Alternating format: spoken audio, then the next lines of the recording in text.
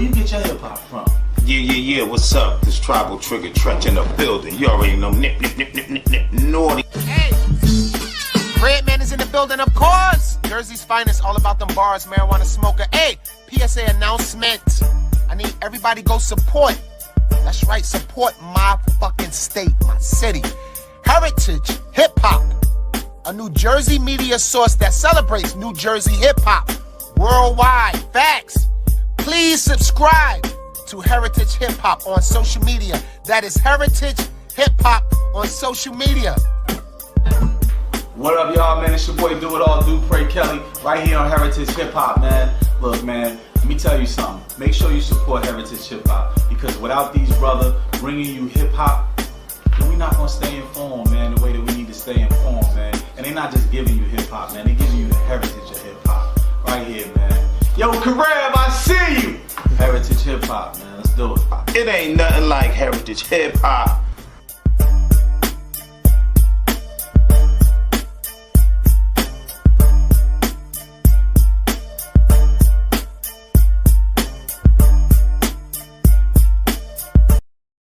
First and foremost, everyone, I apologize for the lateness. We had some technical difficulties, but if you are here, you are meant to be here. You on a premiere show for hip hop, period. Underground, mainstream, it doesn't matter. No, I'm not a washed up rapper with a show. No, I'm not somebody who's paying for views. I'm someone who does this from the heart. And from the heart, I want to thank you for joining us on Off the Record episode 3, where we showcase albums, song by song on the podcast, and talk to the artist and today the producer that helped put this project together. The project that you see on the screen, the Book of Ranu, is what we're doing today. Before we get into it, make sure you hit the like button, like, subscribe, share. Be sure not only to support this by listening to it, share it with your audience, and also go listen to the album. Today, we have DJ K7ng on the production, and we have the MC, Ra-K7ng, on the rhymes. So, gentlemen, how y'all doing today? Big salute. What's up with it? Peace, brother. Always good to come back and talk, man. Always good to come back. Yeah, man. It's great to have people who love the culture and put their best into their work to talk about the work that they've produced. And let's talk about not the project yet. We want to introduce them some certain things. This is the 4th project y'all done, correct? 1, 2, 3. Yes, this is the 4th one that we released together. Yes, in the past calendar year. Yep. So in a year, that's 4 projects. So how has the chemistry been as an MC to a producer and a producer to the MC? I'll let K7ng go first. How has the chemistry been working with the same artist and putting out project after project that is not only quality but has something to say? Oh man, it's been dope, man. I think we're getting better. We're cutting down on a lot of time on the front end. We just kind of communicate ideas quicker than we did at the very beginning. And we trust each other. It's always about the trust, right? So Ra's always lets me do my thing. He just says, I just want a certain sound. And I'll send him those 1 or 2 beats to kind of get started. And if that's the lane that we in, I'll just keep going until you tell me we done. And I just let him do his thing on the writing part. I'm not an MC. I'm not a writer, so I can't tell him what to say and how to say it. Occasionally, I'll kind of dip in there and make some suggestions. But to me, the chemistry just gets better as time goes along through the communication piece. Rob, about you? Yeah, man. I feel like the more you work with somebody, you know what I'm saying, that's common sense. You're going to gather chemistry and get better. So I figure like it done got to the point to where he done figured out my habits, how I like to come in, what I like to do, and all that type of stuff. So yeah. And then I know how his production is based, how the setup goes. So it's dope. It's dope for sure. Yeah, chemistry is one of the lost arts in hip hop because now most people just email beats to each other, and you can hear people actually not knowing their lyrics, just saying stuff off their phone, off of paper. You know what I'm saying? So people try to catch the cadence more than catch the spirit of the rhyme. You know what I'm saying? Right. Shout out to Drums Rugged on the check-in. All right. So I want to tell everybody before we continue, if you have any questions, you can leave them in the comments. You are a part of the show. we will ask your questions on the screen. I mean, on during the broadcast. But anyway, hey Ron, I'm gonna ask you a question. No doubt. If someone was to write a book of your life, would they read it? Yeah, for sure. Okay, that's what Nas and AZ Sure. said. But the reason why I asked that question is not for the sake of the rhyme; it's for the sake of the project. So, the Book of Ranu, right? Mhm. A book is a recording of someone's purpose, experience, life, or journey through life. Why did you want to name this album The Book of Ranu? Because my artist name is Ra-K7ng, right? But Ra is really just short for Ranu. And I wanted to dive into my personal story and just be authentic with the listeners and really get into my story. The chapters of a man's life dictate his growth. Some Right. people refer to it as a tree. That we prune our trees as we get older, cutting off the branches we don't need to be the strong essence of life that gives off seeds. You know what I'm saying? Mhm. Right. And in hip hop, we record our tree as we prune it. What did you have to take off to make this album? And how did it make you stronger to make such a strong project? Mm. Yeah, let Hot Uh, 97 ask that one. uh, man, I feel like really how this was a strong project was just me being my authentic self, just being vulnerable, not being afraid to address struggles, address those things that certain people might not want to tackle. You feel me? And I feel like that's what made it great. That's what made it art to me because it's all truth. It's all truth to it. Hip hop today is in a drought. Do you agree or disagree, K1? Um, I say yes and no. As far as me, I listen to a lot of underground independent hip hop, so there's so much art down there, man. I can never get tired of it. But overall, I guess on the above surface level, outside of what Mass Appeal is doing right now, I feel like yes, it's kind of getting a little drought out there. Nothing new under the sun. Everybody's kind of trying to do the same thing. Everybody's trying to create the same sound, the same look, and things like that. But so I would say yes and no, just depending on which realm you're trying to talk about as far as hip hop. But for me, as a consumer of hip hop, I love it, man. I love where we at. I love what the underground's doing. There's so many talented artists out there right now, man, that we talk about, I call him the champion of underground hip hop right now is Bad Seed, man. He's out there champion for us in the underground. You got my peoples, the Knuckle Draggers out of Massachusetts. They got a dope little crew. My man Lindor, Notes 82, Travis C. the Lazy MC. So it's a lot of really dope talent. So on our level, it's not a lack of talent. It's not dry. It's just on that for the known artists, yes, it's kind of corny up there right now. Rakim, you feel the same way? Yeah, no doubt. Definitely do. 'Cause I feel like, well, I put it to you like this. I feel like it's kind of watered down in the mainstream. You know what I'm saying? I would never disrespect the underground because I feel like, that's where the talent is. But in the mainstream, yes, I feel like it's a lack of it's a lack of MCs for sure, for sure. The sad part about where hip hop is that the world is growing and changing around us, and hip hop is not talking about it. And Mhm. that gives way to conscious hip hop. Because it Mhm. seems like there are conscious artists all over the place, but no one is giving them the platform to talk like we had back in the day.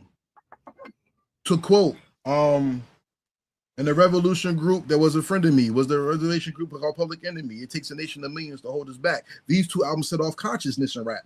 And it was a movement that came from Public Enemy and BDP and go on and on. Then we Mhm. had a resurgence of conscious hip hop with early Kanye, with Talib Kweli and Mos Def, also Dead Prez. Shout out to Mhm. Paris on the West Coast Cam, David Paris. Banner. We had different areas, even the Dungeon family. Goody Mob Outcast put it out there. You know, And conscious hip hop held the culture down for about what 5 to 10 years. And then we think conscious hip hop be destroyed from the dollar, but not from the culture. Ra, as a person who is battle tested yet conscious, where do you see conscious hip hop in today's climate of hip hop, and where do you think it can go? Well, you know, when conscious hip hop is based off of like purpose rap, I feel like it could go very because you know, the aquarium, as you said earlier, where you know a lot of more people were you know being in tune than just waking up in general. So I feel like you know if it's based on purpose, based on you being authentic, I feel like your stories can help somebody because somebody will be able to relate to it because a lot of people really just the same. So uh that's I feel like it could go far. I say that. I feel like it could go far if it gets more if hip hop in general gets more into you know the conscious space. Okay, I respect that. You cut out a little bit, but I got the point of what you were saying. But No doubt. K1, let me ask you a question though. Mm-hmm. All hip hop is good when you have good beats. Why do you think the production quality of hip hop is where it is today? And how important is it to create beats that bring the best out of the artist, not just catch the vibe of the times? Yeah, so everybody's a like blank beat maker now, right? Whatever's popping, whatever's the drumless beats. Everybody want to do the Griselda type beats. Everybody want to do the J. Cole type beats, and it's a copycat system, right? Whatever is popping, they want to kind of have that sound. I come from an era where originality is always number one, right? And so um I'm not like I hate like when it comes to sampling and things like that. I tend to run away from sampling the commercial stuff that everybody else likes to go to because I like you said it catches a vibe or reminds people of a feel. Like it's cool, like the party records and all that, and you go back and sample a Slick Rick record and it kind of creates that thing. I like the obscure stuff. I like the weird stuff. I kind of like going overseas and finding some of those weird sounds to and kind of create my own thing with it. And I think that's what's missing now is we don't give enough credit to the alchemists and DJ Muggs and Mhm. Ninth Wonder and those type of producers. They don't get that love like they should, even though they're successful and they doing their thing and they got their following.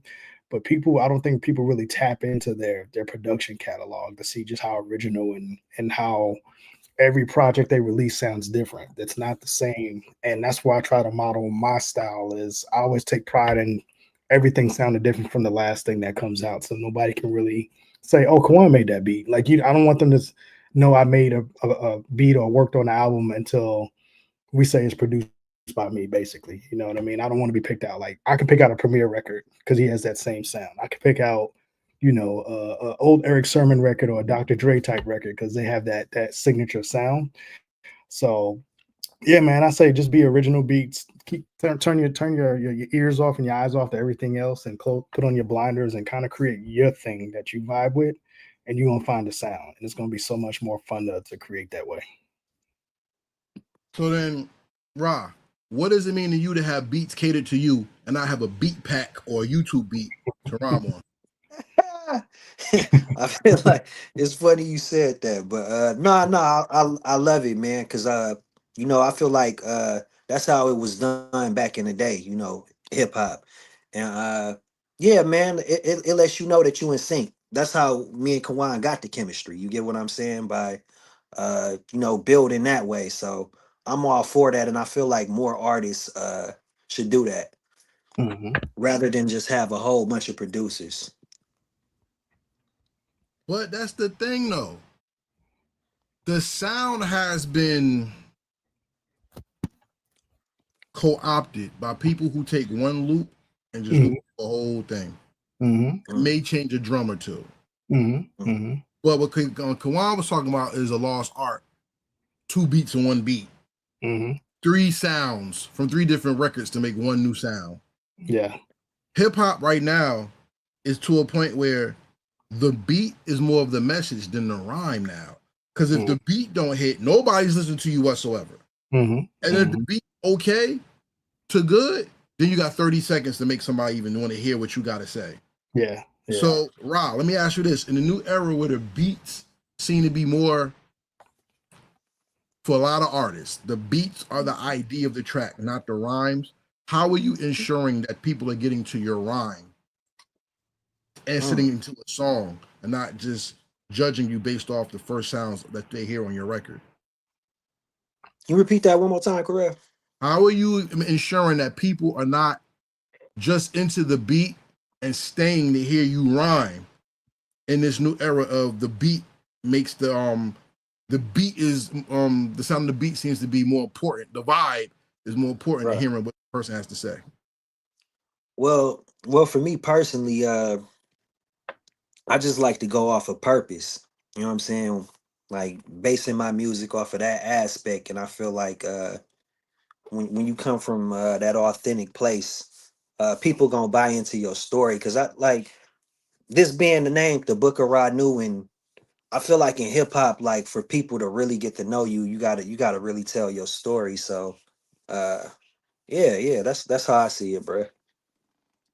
So let's go into the story because this is a book, the Book of Ranu.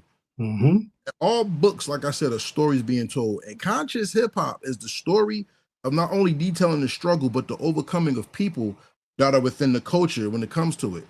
I want to ask one question of another artist before we get into this book as a preface, a preface, an intro, kind of.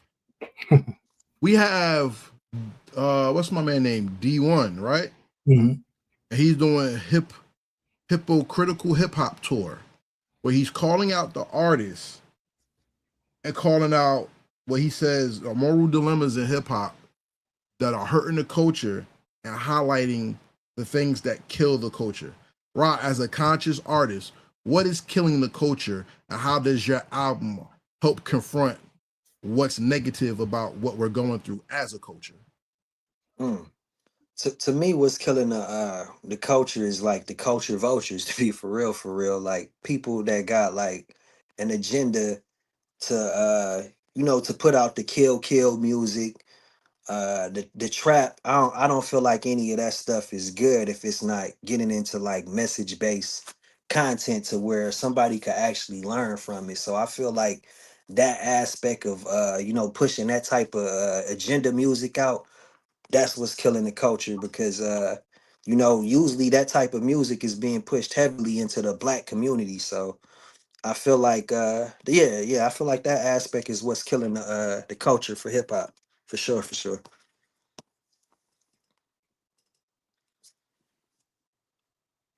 Drums Rugged asks, which do you prefer, writing stories or having messages in songs? A little of both, man. I feel like they both just I wouldn't say I choose one over the other. I feel like both kind of comes out. You know what I'm saying? Well, let's get into this story. The Book of Ranu, released July 12th, 2025, before my birthday. That up, right? And Cancer then. hell no, I'm a Leo. Hey. Oh, you said okay. You talking about I'm now? a Okay. Cancer. Easy now. I'm a Easy. Leo. There's Leo season. You lying. Lion of Judah. Kumbaya Brawler. That's your joint, right? I'm saying. Here we go. Chapter 1. Chapter 1. I want to know. I'm not going to go and do this for every song, but the couple songs I really want to do this for. Chapter 1 seems to be about spiritual identity. Is that where every book should start?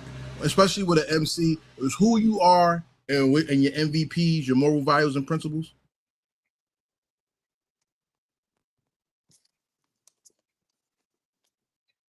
Yep. Check it out. So K1, you tell me. Producing the track, he started out chapter 1 with, it seemed like, with his spirituality, his morals, values, and principles. What do you think about how he attacked the beat? It's funny because that song and that beat was actually, I've been trying to put together my project, this Boom Bap alumni project, for a couple of years now, right? And so that track was actually supposed to be off of the Boom Bap alumni. And I threw that at Rob, was like, hey man, let me see what you can do with this. And then, he brought it back within 2 days and sent it back. And I was just like, oh, this is dope. You know what I mean? And so that's when he kind of was like, yo, okay, this is kind of what I want to do with the Book of Ranu, because we were saying how we wanted to make this album feel like a hip hop soul album. And he's like, that sound kind of captures what I want to do with the album. So I kind of put the Boom Bap Alumni project to the side and was like, okay, let's do it. Because when I heard it, it was incredible, bro. Like it was, like you said, he kind of, chapter one. That's what he titled it from the beginning, and he was like, this is what I wanted to be like, and I was like, this is a perfect album opener. You know what I mean, as far as how an album would sound. And like you said, the subject matter with the spirituality and just him kind of basically giving you a sneak peek of what and who he is as a person. It's a perfect setup to me on what the album's going to sound like, because he kind of touched on a little bit of everything within that one track, or kind of get you ready for the album. So it's chapter one, but it's also kind of like a prefix for me too. When I heard that record. All right, the MC returns. So I don't know if you heard the question, but the first chapter one, was seemed to be about moral identity. And I want to ask you, it's important for an MC to put their MVPs, their moral values and principles, in their introduction so people know what they're getting and who they're listening to. Right. Absolutely. It kind of faded out, but you would say it again, kind of run it up by me again one more time. The first song seem to be about your moral principles. Do you think that the moral values and principles of an artist should be the first thing people should hear when they go into a project listening to an artist? Yeah, absolutely. Because I feel like, that's covering the ground. You know what I'm saying? Especially on the first song, you jumping right into who you are, and I feel like you letting people come in. So absolutely, for sure. So let's talk about principles, morals, and values, because God is a hot topic in hip hop within the last 2-3 years. Mm-hmm. And I see that hip hop was always built upon spiritual principles, but not godly principles. How important is it, Ra-K7ng, both of y'all can answer this. How important do you think it is for hip hop to acknowledge God, not just spirituality, especially when it comes to people telling these stories of life, murder, struggle, intrigue, coming from the bottom, not even on the top? How important is God when it comes to those stories, and why do you think people are scared to talk about that message? Either one of y'all could go first. I think. Go ahead, Quan. Okay, yeah. For me, man, it's crazy that you say that, because I struggled for years with the quote unquote the church, right? I grew up in a church family, like, and I believe in God. I believe, the Most High, but it's always the church that I had a lot of conflict with, because I've seen my grandmother, my mom, I've seen them put their all into a building and get taken advantage of at the end of the day, right? They've put their money into it, their time, their efforts into it, and then the pastor is rolling off in his Rolls Royce and taking the money and leaving the congregation out to dry. So, as far as my relationship with God, it's very important to me, bro, because I know that the Most High has a plan for me, and if I believe in that, things have always worked out for me. You know what I mean? It's my balance, it's my center, and it's you need it, man. It's gotta you gotta believe in something out there to kind of guide you. And I think it's very important in hip hop, right? Because hip hop is basically just an extension of the churches back in the on the plantations, right? That was the place we got to go once a week, where we get to spread our message and have those conversations where we kind of felt we were comfortable. So hip hop to me is an extension of that, of the ancestors of doing that. So we need that, man. We need to talk about God. We need to talk about our spirituality in the music, and have that moral compass, man, because it ain't all good out here, man. We living in the time right now where we're literally, the world is on fire, and it takes people with strength to have that connection with God, to know that it's crazy right now, man. But I know something good has to come through this. It's got to be it's got to be the light at the end of the tunnel. It's got to be sun shining through the clouds and all of that. So I think it's very important in the culture to have some sort of spirituality or talking about God, and not so much on the religion piece, but just definitely of the Most High. Hey, Rod, you want to pick it up? Yeah, man. I just feel like it should be done with right knowledge. You know what I'm saying?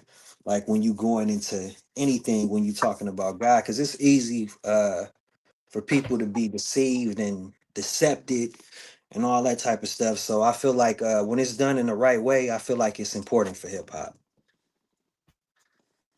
God is a very interesting topic because, how can I say it? Hip hop coming from New York, it had a plethora of different ideologies. Mm-hmm. It was Muslim. Yeah. It was 5%. It was Nuwapian Moor. It was Yeah. Christian, Catholic, Mm-hmm. Protestant. It was Jewish. And we had Israelites. And we had as it migrated, then we had the South, and that old Southern Baptist and First Baptist. Yeah. And God is so plagiarized that the concept, not the truth of it, has been watered down and copied and falsified to the point where God became a style. Mm-hmm. Hip hop has unfortunately followed that same trend. So, Ra, let me ask you a question. Just like it says in the book, how in the last days it'll be hard for you to find the truth, and when you find it, you hold on to it because it'll fade. How do we hold on to hip hop so it doesn't fade and we keep the truth in it, like we keep the faith, like we keep the faith in things, spiritual things that we believe in?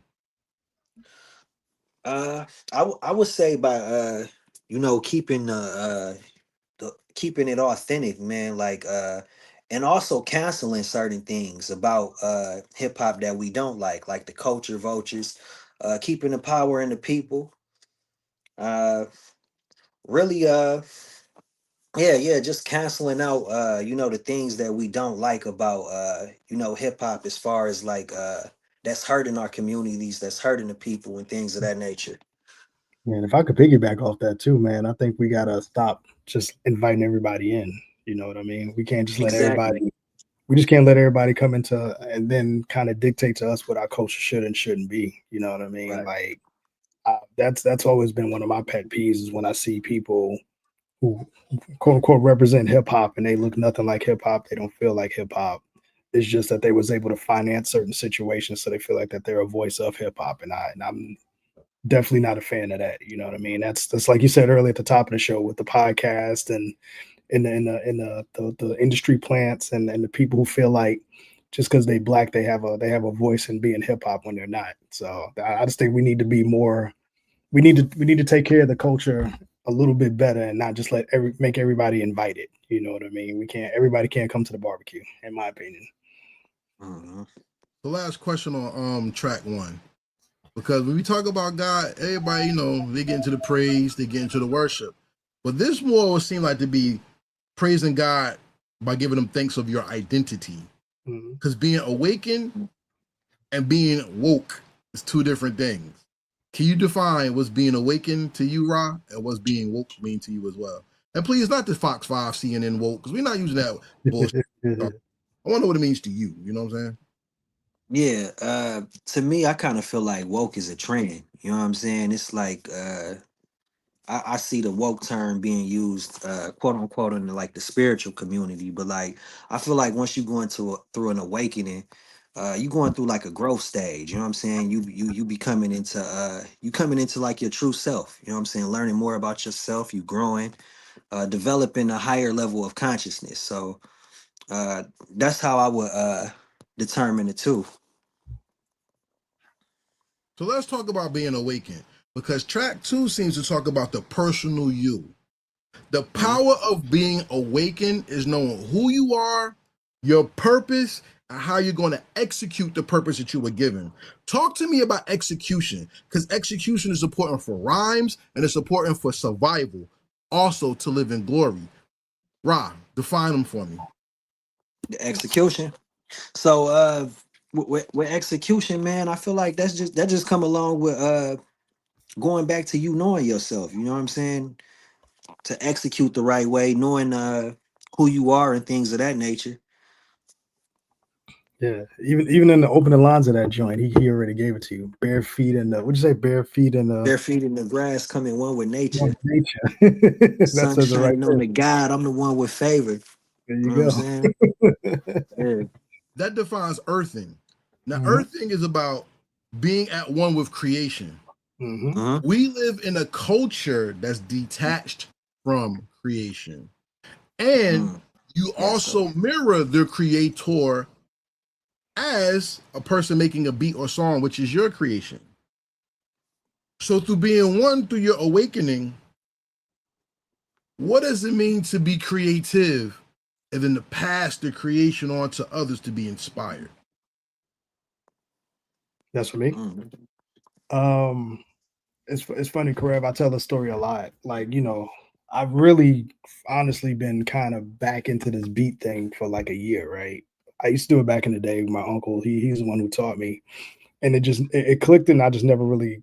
I love doing it, but it was just like I just didn't have the time to do it, right? So when he passed, man, and we was cleaning out his apartment, I got that MPC. My cousin was like, "Yo, I don't do music. I know you're into the music thing, so why don't you take Dad's MPC?" So I was like, "Cool." I don't know what I'm gonna do with this thing, but okay. So literally, man, I got home and when I was clearing my head and kind of was detaching from everything, I turned it on and I started listening to some of the stuff he created or was creating. Two things connected with me was he had a lot of ideas that he never got out, right? So he took a lot of ideas to the grave with him that he never got to release. And then when I started messing with the machine, it's like everything just clicked, literally just like that. Everything that he was telling me back in the day started clicking with me every time I touched it. And I felt like that was him transferring all that information to me physically. And it's been an amazing process for me when I work on these projects because everything is a natural. It's like I'm not a musician, bro. I don't know how to read music. I don't know how to read notes, but I know sounds and I know timing and the science and the math. That's how it connects to me as far as that. But I can literally every time I create a beat, I can hear my uncle talking me through the process, and I can hear all of that. So that creation is him coming to me, coming out the raw to record to now the people. That's like such a beautiful thing to me, man. That's why I've been so motivated and so energized in this past year and a half, 2 years now, just putting out work, man, because it's such a great transfer of energy of something that he loved doing and he never got to finish. And I feel like now this is the time for me to pick up the mantle now and do what I do my way. And you know what I'm saying, and do that. And it's ironic too. We dropped this album, and I didn't even realize this. We dropped the album on my uncle's birthday, and that wasn't on purpose because I know Rod Mm. dropped it because he had that date in mind too, based off of his family Yeah. member dropping the album. So it's another one of those things where we got this connection where we don't speak about a lot of that type of stuff, but it Uh-huh. always turns out that way whenever we make a move. So it's just an incredible thing to create something and see it and feel it and touch it and I don't think I'm gonna stop doing this, man. I'm in my zone right now. Mm. Bro, what you got for that? Man, I don't forgot the question, bruh. Oh man, we gonna move on, man. We gonna move, yo. I wanna, I wanna say, I wanna say this though. The most refreshing thing about a record is not only being able to relate to an artist, it's more hearing their perspective. And a lot of people are not giving their perspective. They're cookie cutter in their rhymes. I do this, I say this, I do this for Mm. everybody else. It's Mm. refreshing to hear something new. What is it? What is the most important thing that you want to tell your audience when you make a record and when you rhyme, Rob? What's the number one thing that you want them to get? Well, from things I feel like that's important to me, truths that I don't learn, you know, I put that often in my music when I feel like it's time for me to. But also, you know, I like getting into those hard times, those struggles, telling things that help me grow too. So for me it's a balance of giving people things that I see important, like such as truth, but also talking about my struggles too, because I feel like those type of things can help people grow as well. So then that gives us into chapter 3, which I think is one of the more important songs on the album that people will probably sleep on. That's about love, yo. Really? Yeah, it is. Because you know what? The most The most bastardized thing we have in our world today is relationships. Yeah. They're destroying black women on they're destroying black women on the internet to the point where you would think black men and black women don't love each other at all. Mm-hmm. Yeah. True. We have True. the high quality man versus the girl with the best box, basically, or something. Or what do you bring to the stations? And with this song, of course, you're talking about putting it down, but you're also talking about connections too. Yeah. Why do you Absolutely. think? Why do you think the connections are the most attacked part of our culture today at this time? Mm. Connections are the most attacked part of the culture. Well, okay, so like this, right? Like the average African American person. I don't feel like they're in tune with their culture. So I feel like that's why it's easy to be attacked on, because if somebody has a sense of identity, you know what I'm saying? It's nothing you can tell a person about themselves because they know their self. But for you, like, in black culture, a lot of people don't really know who they are. So I feel like that's why it's able to be attacked in such a way. Interesting. Okay, K1, you talk about that because that was an interesting point.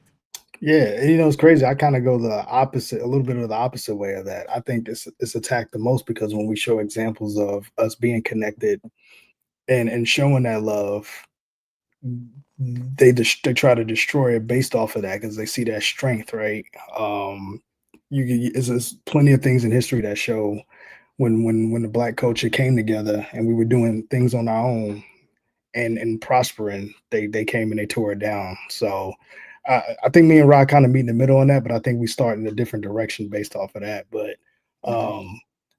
I view it as, maybe that's just me being a little bit older than him and kind of seeing a little bit more. But I think whenever you see that black love, whether it be man, woman, and child, or just two brothers who got so much love for each other that they'll in business or any aspect of that love of black people showing towards each other, that's a threat to the outside society, because that's the thing that they don't want, because they can dominate us a little bit more when we're splintered off the way we are now. So if you see us together, they already know it's going to be a problem. They said we want that old love that grandma and grandpa had, but nowadays we got options. Are the options killing us when it comes to appreciation of each other, our culture, our music, our love, or is it more, do you think? I think the options that are out there are manufactured options. For the most part, that's the what they want you to think that are the other better options for us. I've been fortunate that my parents were, before Pops passed, my parents were together for 50 years, married, and my great grandmother and great grandfather were together when they passed. So I got to see that. And I just remember that my friends who didn't have that situation, how they just kind of looked at us like, wow, you don't see much of that. So options, I think a lot of those are manufactured as far as the overall society. And then you just got people out there who just want to wreck some good shit, bro. They just don't like seeing people happy, so they feel like they got to go in there and wreck it. So it's just, it's crazy. Bro, how you feel about that? I kind of agree with him, man. I feel like it is manufactured, and I feel like it's almost kind of like I'm not gonna say because you do have a choice, but it's kind of like the choice is almost being made for him, from my perspective. The most important thing about love, like you said, is knowing yourself, but also it's connecting, and it's also about relation. We have to relate. And it seems like, I'm gonna keep it real with you. I worked the Chris Brown concert. Right? I shot to Chris Brown. He gives a good show. The way our women react, I mean just black women, y'all. I mean women. The way women react, it reminds me of a scripture where it said, when God told Samuel when he talked to Israel, he said, be careful about having a king, because he will take your daughters and have his way with them. And they said, we don't care, we want a king. And in today's society, kings are millionaires. So as long as somebody has or provides, it seems like the asking points have become so egregious that now we have videos where people are shaming women, and they should, most of them should be, but shaming women for doing too much, especially on a first date, or asking for something that goes beyond the fact of meeting someone. And just the vice versa. We have men who act like whores now to the point where they want alimony from marrying a woman with something instead of being a man who moves with their hands. So when I hear a song about love, connections, and relations, it fights the norm that we now have where people want to destroy us so bad that R&B music isn't played on the mainstream. In many cases, it's just sexual enticing music, but not one about the purposefulness of being in love. So I ask you this last question when it comes to chapter 3. What is the hope that you have for love and hip hop? Because we see what Lauryn Hill did with it. What would you like to do with it when you highlight it, Rob? Man, really, growth, man. You know what I'm saying? Because like I feel like when you grow in love, you actually growing your love, and I feel like sometimes the love that's being presented, like from an entertainment base, it's a carnal love, man. And what I mean by carnal is it's just not a righteous love. You know what I'm saying? It's not a righteous love. It's a love that's just being thrown out there with no importance. So I would like to see the growth in love, more people grow in love, for sure, because I feel like that's how the love sustains and that's how it lasts. Okay, Juan, what do you think? Man, as far as love and hip hop, man, when we had it, it was such a beautiful thing, man. It was dope to see legit R&B videos. And shout out to my man Jay Waiters out here in Dallas, Texas. He's a traditional R&B artist, and he stands on that mountain with that, man. This is dope. Where he's like, excuse me, he's like an anomaly when it comes to being an R&B artist, because he doesn't do trap rap, or he doesn't do like Rob would say slut music. You know what I'm saying? He sings about his woman and things like that. I think, like all forms of entertainment, man, it's and we need to see it more, because I make sure that when my kids are watching certain programs and stuff, I want them to see them looking like us, right? So I monitor what they watch. So if they're watching certain shows, I make sure it's us that they see on there and not just anybody else, so they can see themselves in those people. So I see that in the music too, man. We need more our artists to be artists. Like, let's stop just, we don't have to just be rappers all the time. If you want to make a dope rap song about your lady or woman that you want to get with, that's cool too, man. LL Cool J made a career out of it. You know what I'm saying? So it's nothing wrong with that. So I think that actually shows the artistry in that artist. You can still make a dope record when you're talking about the trying to be in love. It's nothing wrong with that. I feel How like we doing, women are y'all? main consumers too of love. So you know what I'm saying? You would Mhm. never be losing in that department when you targeting them. For sure, for Absolutely, sure. absolutely. How we doing, gentlemen? How's the interview so far? I'm loving it, bro. No I doubt. love being here. Yeah, 'cause I mean, other podcasts don't give the audience this, but y'all Hey, make the look, music. Karev, you can ask K right now when we be making our runs. I'd be like, yo, this my go-to right here. He already know. Yeah. We already map it Platform out. We right gotta here. hit Karev. We always say we gotta Yeah. hit Karev on the first week or two of the project dropping, so we can really chop it up. You know what I mean?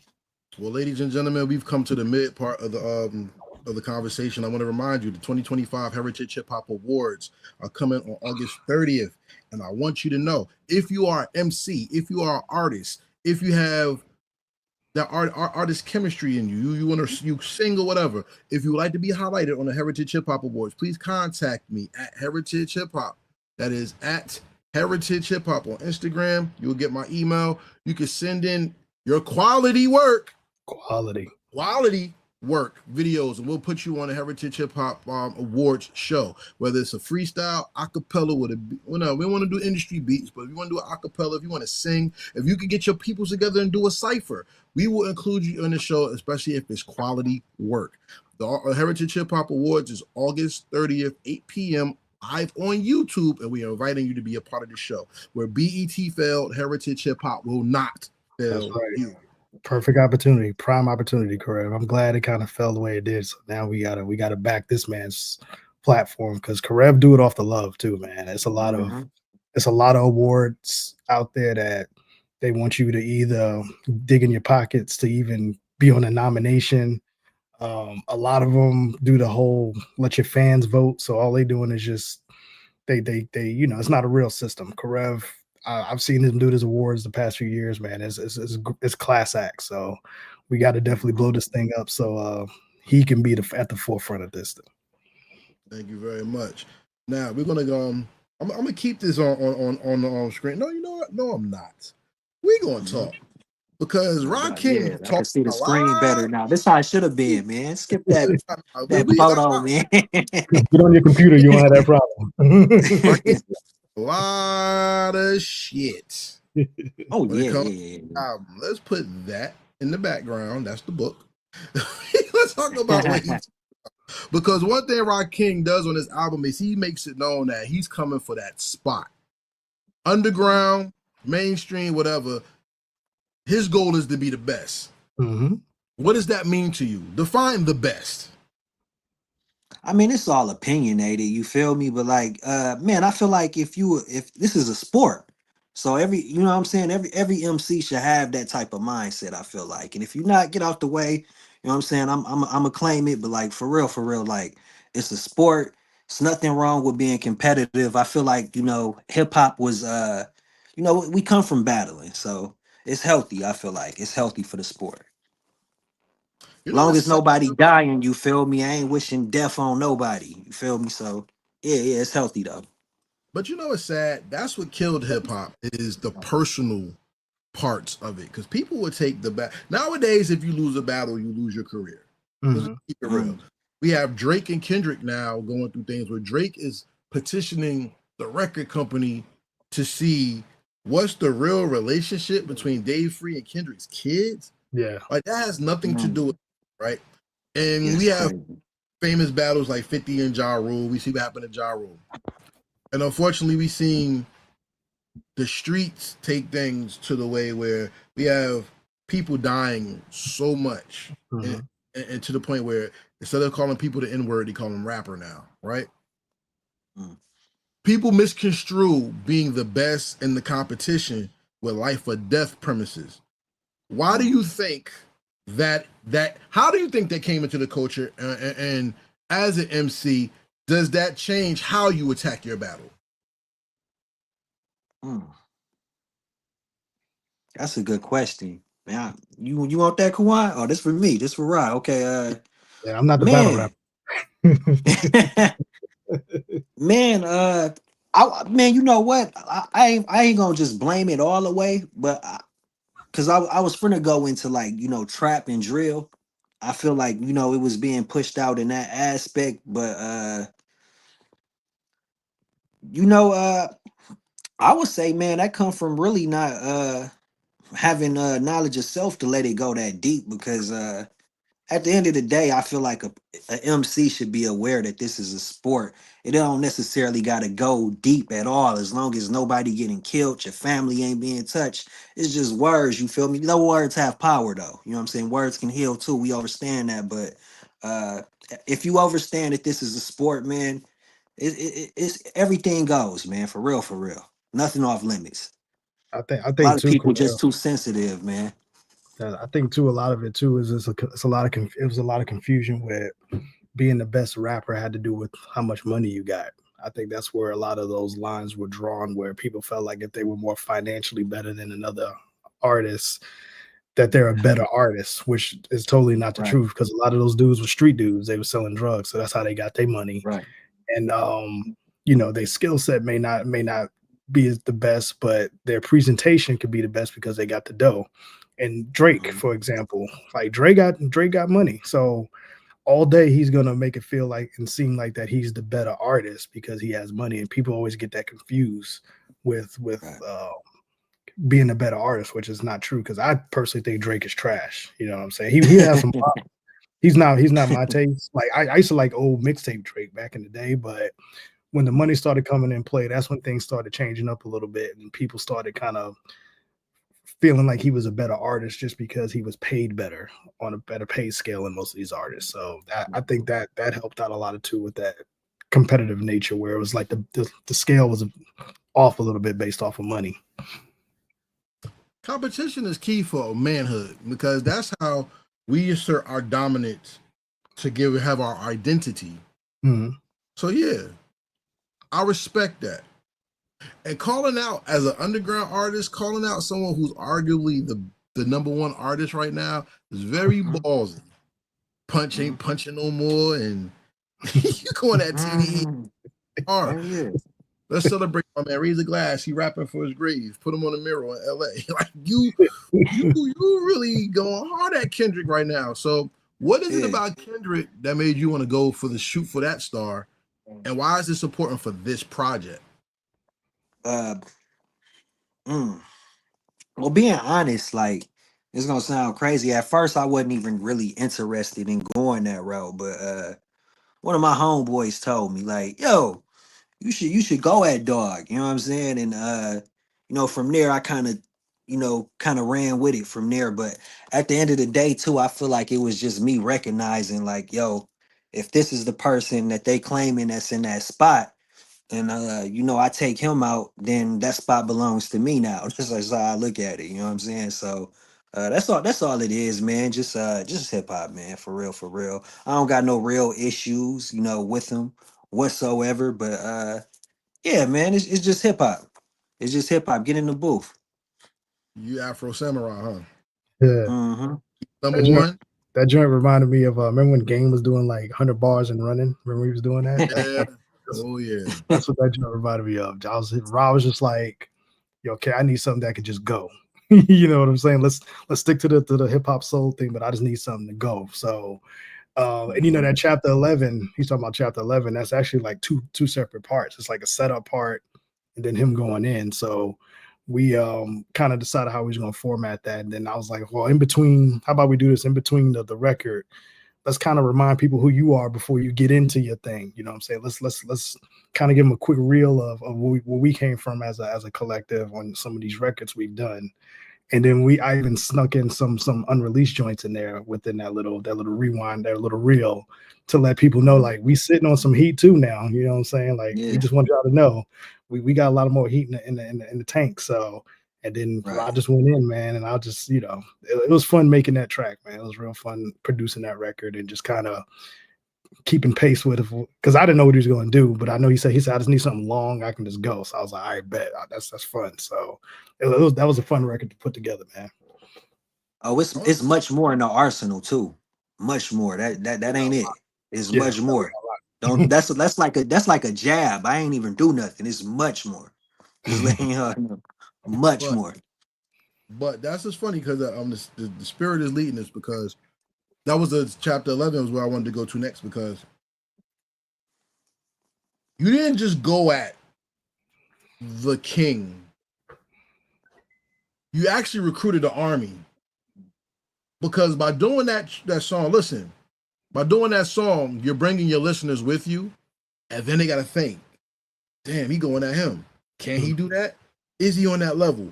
Can I see where this goes? How would he respond? What will we do next? It was actually, you're not drawing a line in the sand, but you're inviting the battle to show your purpose and your worth. And that's very important in life, because if you don't put your hands to the soil, no one will know the type of crop or what you can sow for benefit. You know what I'm saying? I want to ask you a question. Are you a fan, like you like the 90s, right? Yeah. The 90s was 3 different eras in 10 years. So I wanted to ask you, what era of the 90s are you? Because I want to know if this reflects in this project.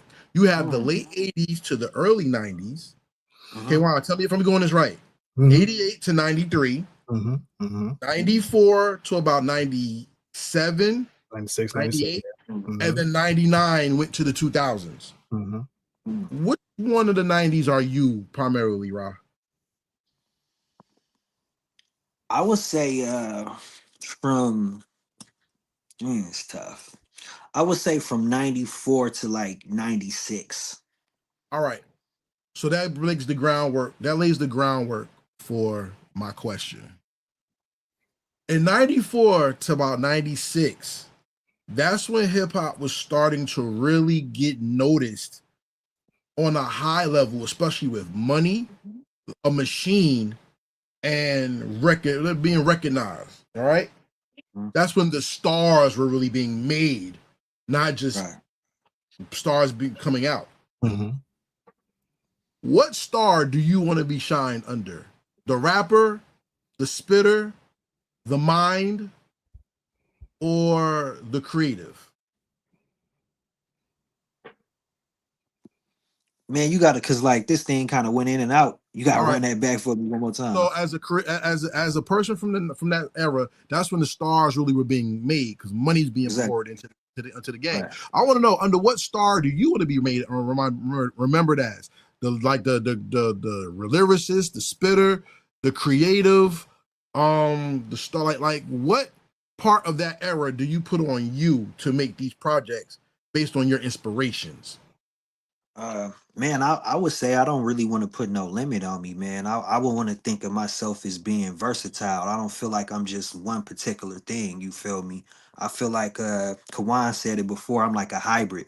You know what I'm saying? I could do, a little bit of this, a little bit of that. You know what I'm saying? So I wouldn't just box myself as one particular thing, but I definitely feel like I'm lyrical, but I feel like, I'm just somebody that can make music. You know what I'm saying? At the end of the day, I'm an artist, you feel me? But yeah, it's nothing I don't feel like it's nothing I can't get into. The chapter 11 was bugged out to me because it's 10 minutes and 32 seconds long. That takes me back to the DOC album. K1, tell him, do you know the DOC album? Like, do you know it? Absolutely. Rakim, do you know that album? I'm gonna have to go back, man. I'm All right, familiar so who you talking about though. I'm not so, familiar with that particular work though. so Kawan, let's bring him back to, because that's not his era. Yeah. That led to his era. Yeah. Because 88 to about 91, 92 was different. Yeah. Where MCs had 4 verses on one song. Yeah. Like you had the posse cut that was 10 minutes and he's doing it by himself. By himself, yeah. That's not a 94 to 96 thing. No. So that's what is kind of what got my question where it is, because inspiration leads towards creation. Mhm. Realization comes from supplication and revelation. So, K1, tell him about that era and how he brings the different eras out in this project to you.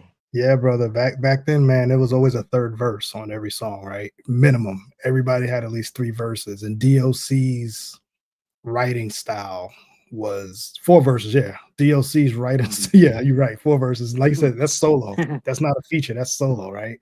So DOC is the pen behind NWA, him and Cube. You know what I'm saying? They were the pen behind NWA. So a lot of those old NWA records, DOC penned. And then when DOC went solo, bro, that's up there with Cuban Links to me as far as my top favorite. You know what I'm saying? Cuban Links, The Diary by Scarface. Like I put that in that DOC album. I put that in those categories with those because DOC crazy pen, bro, and it's crazy because he lives here in Dallas, and so with the Cuban Links though.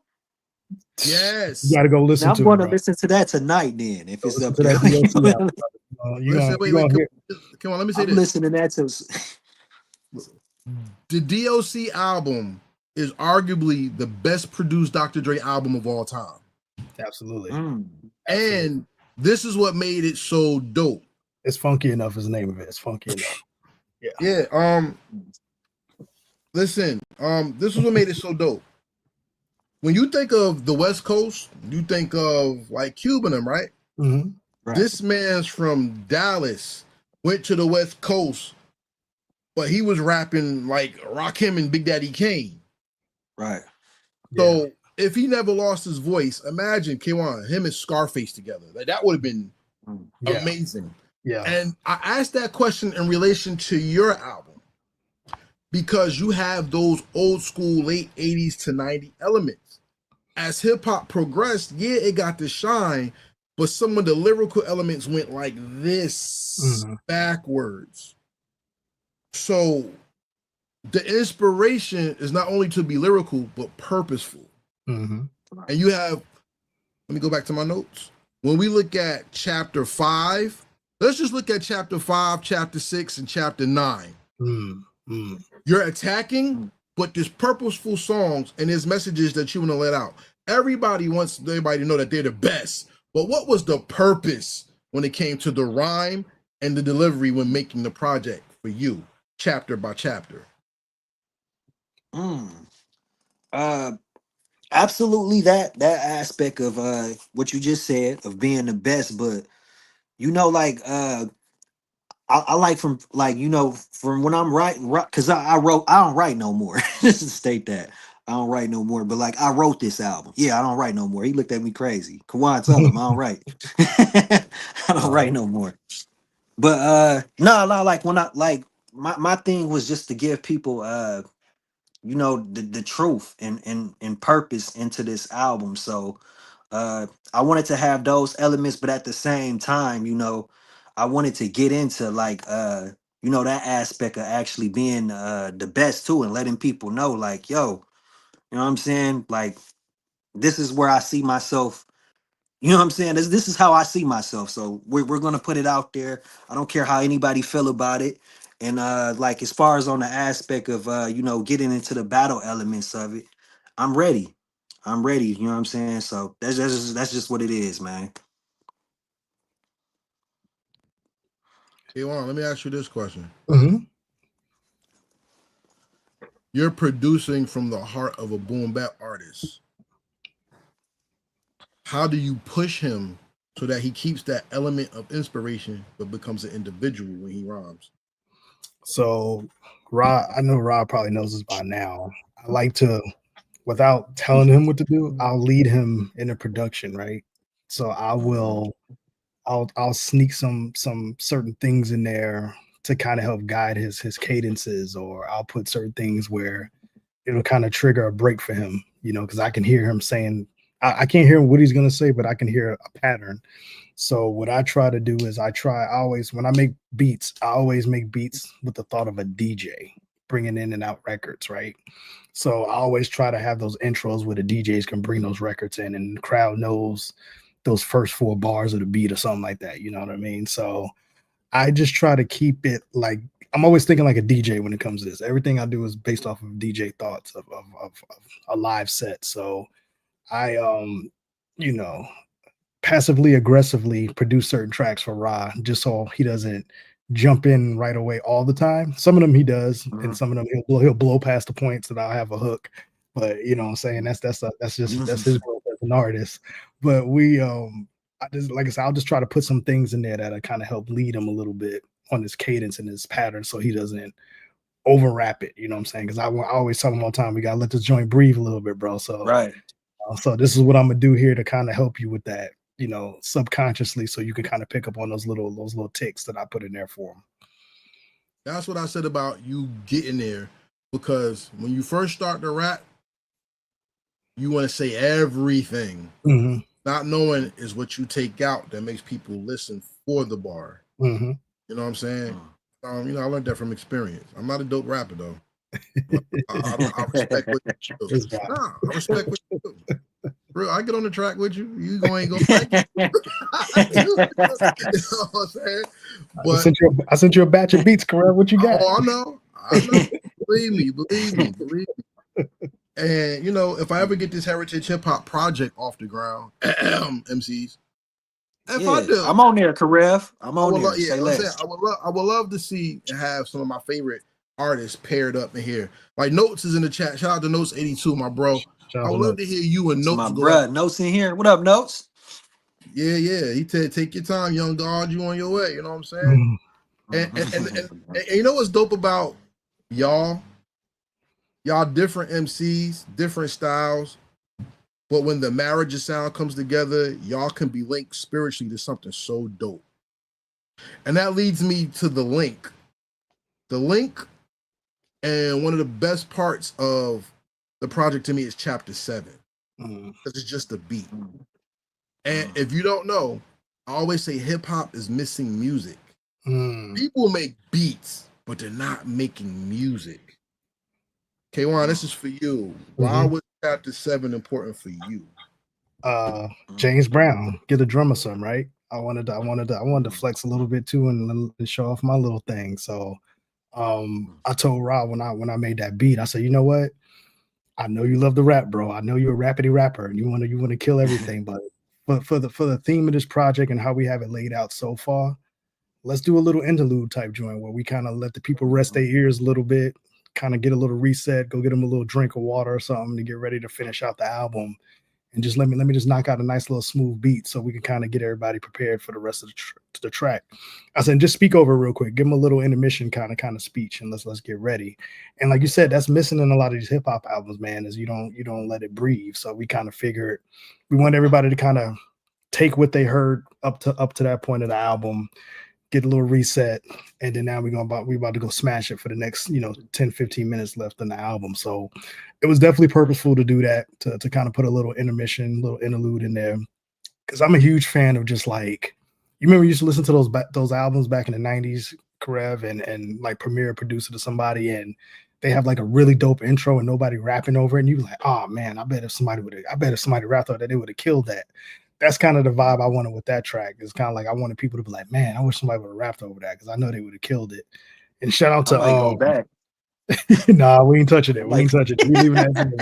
I think I even played that on my show a few times as like a preview of the album, and I had a couple of MCs hit me up and was like, yo, how come he ain't rapping on that one? That's a dope record. And I was like, you gotta listen to the whole album to get the feel for it. And I'm glad you picked up on that, man, because like I said, I instantly thought of James Brown and give the drummer something and just let the drummer get his little solo for a little bit.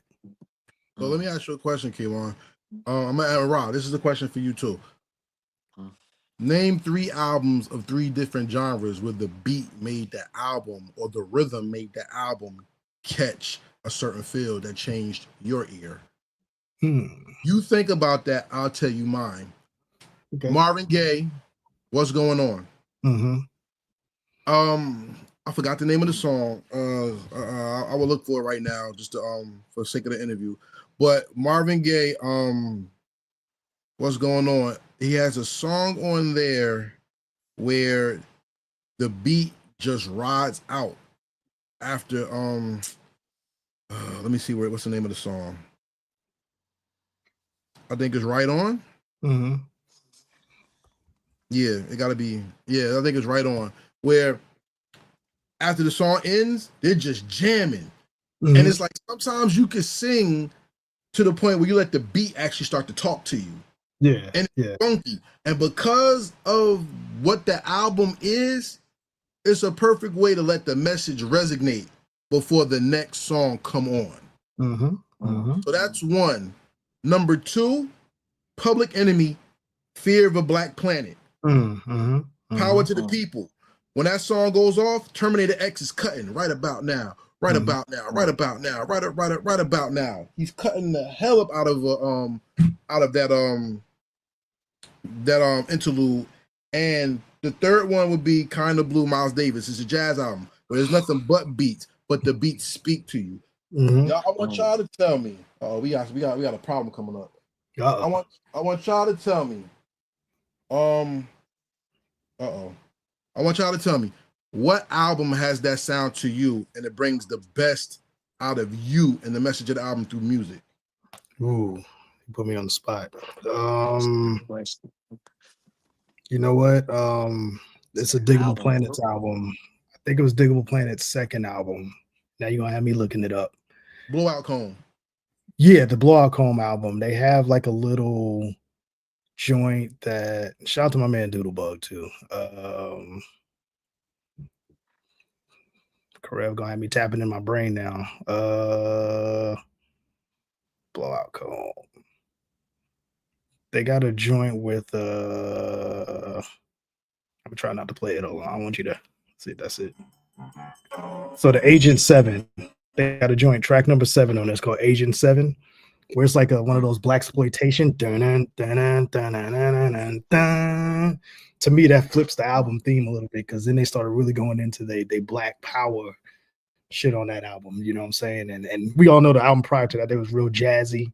You know what I'm saying, with that album. But then when they came out, Blowout Comb was a little bit more black power, you know what I'm saying, kind of on there. Another one I got, believe it or not, Life After Death. After the what on like not Life After, sorry, Ready to Die. When the what came on with Method Man, to me, like Ready to Die changed the vibe of the album because those first records were kind of really, really hard. But I loved how him and Meth were battling on that record together, man. They was on some hip hop shit on that record, you know what I'm saying? And it was a surprise, like, because Wu-Tang was in their bubble at that time. So it was weird to see a Wu-Tang member do a record with somebody outside of the crew. And so after I heard that record, then I heard the rest of Ready to Die. I was just like, okay, this big as, you know what I'm saying? He's that dude. And my third would have to be my favorite album of all time, man, the Cuban Link album. When after the Shark Biters interlude, when matter of fact, which joint was it? You know when they say, you know, Nick's been off shit. And then they'd go to that Shark Biters record right after that. It switches up to me. I like that joint right there. It kind of changed my whole thought on the rest of that album because I couldn't stop playing it after that. Okay, and Correa, you said you want album perspective or song? Because I could do it song perspective. I could go there for you as How a about song, you? but you was going. Do you? I Okay, just wanted three different albums, three different genres where the music spoke to you. But go ahead, bro. okay. So for me, it's definitely Rick James. Give it to me, baby. Uh, you know, after that one, it's definitely you know, the Method Man joint, METHOD, man. And then I got one that's actually current too, like it's actually like up to date right now. It's this joint called Nana by D Smoke. That's fire. If y'all ain't checked that out, go check it out. It's fire. So the inspiration of music brings forth the creation of wordplay, a Mhm. message, and the future. This Mhm. is your baby, and this is your book. How do you want your book read? How do you want your book remembered now that you gave it to the masses? Mm. Uh, I want it. I want it read with respect, but you know, like honestly, man, like the goal was to be able to you know, heal from this album. I feel like healing is important, so that was what the intent that was behind the album. But definitely wanted to be you know, treated with respect either, also because you know, I wrote it to be able to help somebody, to be able to get to a growth place. Mhm. Mhm. How about you, production-wise, Kawan? How do you want people to remember your work in this book? And I want people to like you said, think of it probably one of the greatest collection of sounds from top to bottom on an album. Like I would love for them to really listen to those beats behind his lyrics because I did leave enough space for him to spit his thing where it's not overpowering each other. I think the flow of the project is a beautiful flow, and you know, I hopefully people will say, you know, down the road, like that was one of K's top three produced albums because we both kind of went out of our comfort zone um on this album. Like he like you said, he was real personal on this one, and he challenged me to make every track some sort of a soul sample type of vibe to it. So I had to do a lot of digging into some sounds to really pull those sounds together and make it sound cohesive and not overdo it. And like you said, simple is always the best way to go, man. So we wanted to make it sound complex and simple all at the same time. Right. I feel like we definitely, like, you know, even with the last album, The Golden Age, right? We definitely didn't want to give people the same sound, and I feel like we've been having success with that. Like, no project we did from the Healing tape all the way down to where we at now with the Book of Ranu sounds the same. So Mhm. that was important for us. We knew what we wanted it to sound like. I got an odd question to end this interview with. Are y'all wrestling fans? Oh hell yeah! Huge. Absolutely. Not as current, but like when I was a shorty, I ain't been watching it that much no more. But yeah, definitely. My I'm favorite all in. wrestler was The Rock. I'm still there, Okay. Karev. I'm still there. The only reason why I asked that is because if you watch wrestling, it perfectly dictates to you how to make an album. Mm-hmm. Because a storyline has a beginning, it has a high point, but the match has a story within itself that is ending. It's the perfect way to lead somebody into a story and have them engrossed into the outcome. Mm-hmm. Mm-hmm. That's why it's the main event. When you create an album, you come up with an idea, you share your idea, but the main event is the outcome. What is the main event and the victory you got with this album? Both of you.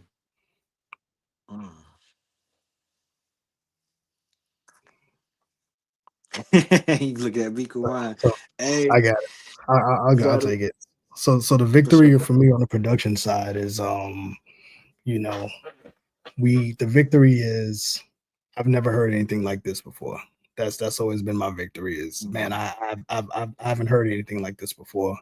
And that's some of the stuff we're getting now is like, I don't hear albums that sound like this. I would say the closest comparison, and shout out to my brother Lindor when he did I Need My Flowers earlier this year. He went the soul sample route, but the idea was the same. But as you can see, we went two separate ways with it. And that's what's so beautiful about both of our projects is when you say soul sample hip hop or soul hip hop album, you think one thing, but when you present our albums close next to each other, they sound so much different, but both sound beautiful in their own way. So because we was a little kind of, I was a little not worried, but I was just kind of like, oh man, Lynn gonna drop him and Pro gonna do a similar idea album. But after we listened to both of them together, we all was like, nah, this ain't nothing like, you know what I'm saying? So it's really dope that the God and the Most High can put an idea in your head and you can execute it differently. And these are the two examples of what we got. You know what I mean? So my victory of the main event is I haven't heard anything like this before.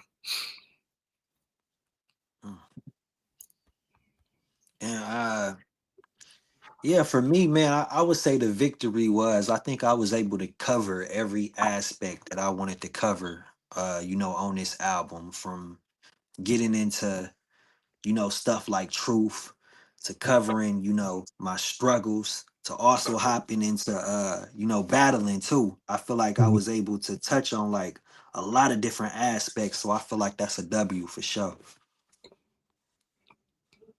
The most important thing about this album is the hard work that it takes to go into the album. And I'm proud of you because not only you getting seen, you're being heard. And the most harsh thing society has done to us is giving us a chance to be heard. I did a video not too long ago where I talked about things I went through, and I got attacked on my video. But people like, you're making excuses. You need to just do this, do this. I'm telling you that the trauma a person goes through most times is not respected until you see the outcome. People don't respect the journey. And the album is part of your journey, and I want to salute you on your journey. Part of that saluting, though,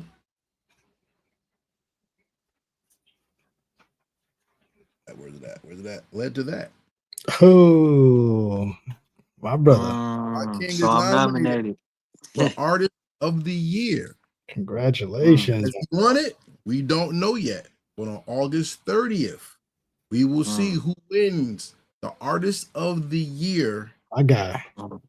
We'll see who wins Artist of the Year for the 2025 Heritage Hip Hop Awards.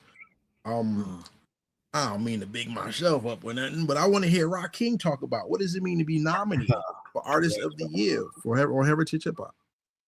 Man, that's a W in itself. I feel like for me and Kawan, just all the work we've been putting into this music, man. We've been working hard, and man, we've been creating a lot, bruh. We've been creating a lot, but most importantly, the reason why I do this is because of purpose. So it's all about just putting my truths into these records, and like I said, Karev talked about growth in here, man, helping people to be able to heal and grow, bruh. So that's an honor right there. That's a big honor for sure, for sure.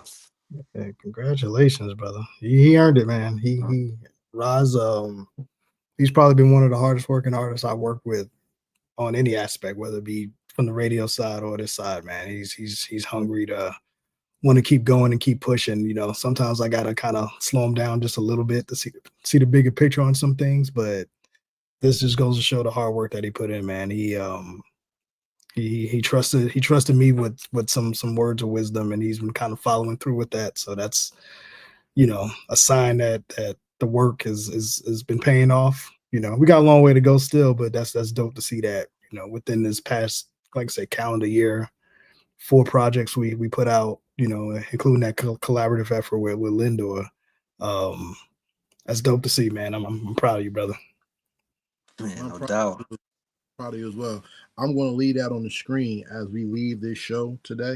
I'd like to thank everybody for watching Off the Record episode 3, where we interview the artist and the producer today about a specific album, go track by track and talk about the purpose of the album. Be sure to like, subscribe, share, comment, follow Heritage Hip Hop on all social media. If you'd like to donate to Heritage Hip Hop, the Cash App is $ Heritage Hip Hop. Stay tuned for the Heritage Hip Hop Awards, and more so, tell a friend, share this thing, and let's grow together. And where BET doesn't want to support the culture, we'll support the culture right here. And Absolutely. If you want to see the Heritage Hip Hop Awards grow, come back and follow us. Send us your favorite artists.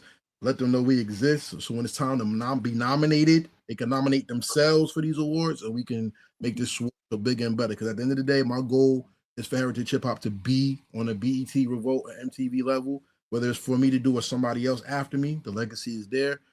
And I want to represent this culture correctly. Any last words, Kawan? And any last words? Yeah, man. The Book of Ranu is out. Shout out to Mad Good Records. We're doing a partnership with you can't see that. We're doing a partnership with them with Gold Tape. We got the tapes. They're distributing our cassettes for us, man. Shout out to DJ at Mad Good Records. They're an independent hip hop label out of New York. He's a dope brother out there who love for the culture, man. And he's definitely helping us out with getting the word out about this project. So that's available on Mad Good Records' Bandcamp page. The album itself is also available on Ra's Bandcamp page. We got vinyl coming soon. Just waiting to get the test pressing back to make sure it sounds like it should. It's available out on streaming platforms, and you know, me and Roger's getting started, man. We got a lot more work that's coming soon, and hopefully you guys absorb this project and you really listen to it and you appreciate it, man. Because like I said, he went personal on a lot of stuff. Chapter 9 is one of my favorite records that Roz recorded behind Uplifter. So you can kind of see where my head is at when it comes to working with him. That every album, every project, we try to put out at least one of those type of records. You know what I'm saying? Where we speak our truths and it stands the test of time. So I'm definitely proud of this project, man. Really proud of this project.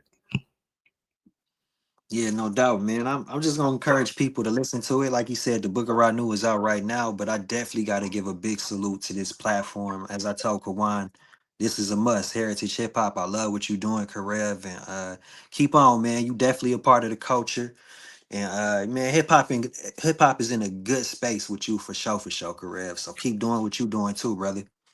For sure, major salute to you. And with that said, everybody look for this and more coming from Heritage Hip Hop, the award show, and celebrating quality music, quality individuals in our culture. But BET failed, Heritage Hip Hop will not. Check out the website, heritagehiphop.com, get some merch. And if y'all like them collectibles, check out the collectibles on the page. MF Doom's coming out real soon. Check it out, all right? Can I say something too real quick about the Hip Hop Awards? Oh yeah, no doubt. I want to send you, and I'm gonna send you an exclusive off the Boom Bap Alumni Project.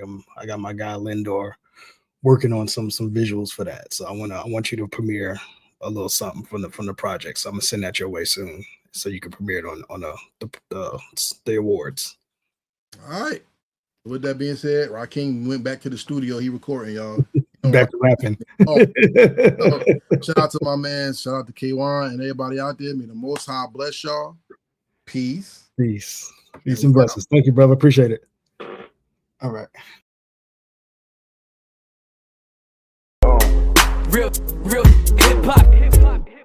Real hip hop, we here.